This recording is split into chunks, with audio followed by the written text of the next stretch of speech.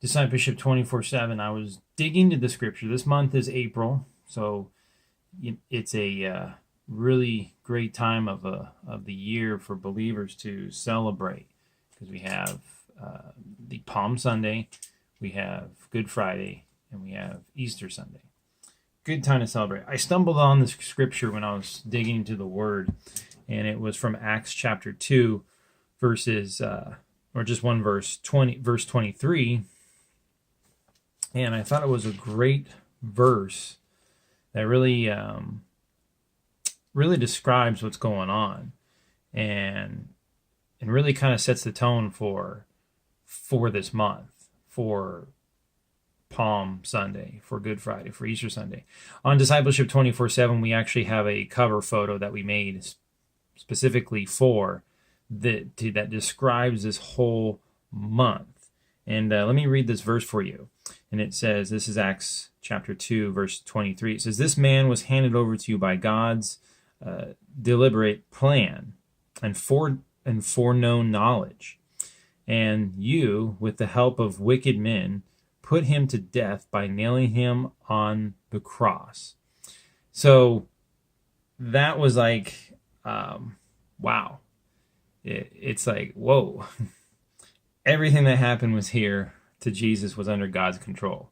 And we see that in this verse, that this was all his plan. And it's really, I think it really tugs at me, especially when you look at the end again, and it says, with the help of wicked men. Wicked men. And then some Bibles will say, or those not having the law, or knowing the law. And that is, it could be also referenced to the Gentiles. But wicked men, it's like nail him to the cross. But in the beginning, it's like, wait, foreknown knowledge from God. And then this also, I stumbled on this last week when I was in a Bible study at my church, and it was because we were talking about, this covenant, and I stumbled on this one. This was Ephesians 1, verse 7, and it's very similar.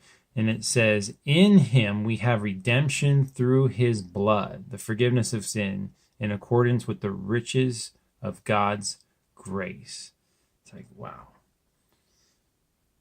That, and this is speaking of Christ's death. And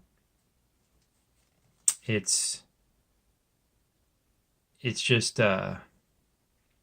heavy to read these verses, but at the same time, it kind of sets the moment here for when we come to Palm Sunday, Good Friday, and Easter Sunday.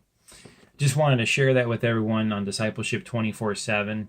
Hope everyone's having a blessed day, and I encourage you to think of someone to invite, to really reach out, and if your church is having services on those days, to really extend the invitation. And if your church has had anything special on that month as well, continue to share that invitation, and really share with everybody that there is a reason for this whole month of April. It's not just believers that wanted to have another holiday. There is a whole reason, a purpose, a plan, a story within the Bible.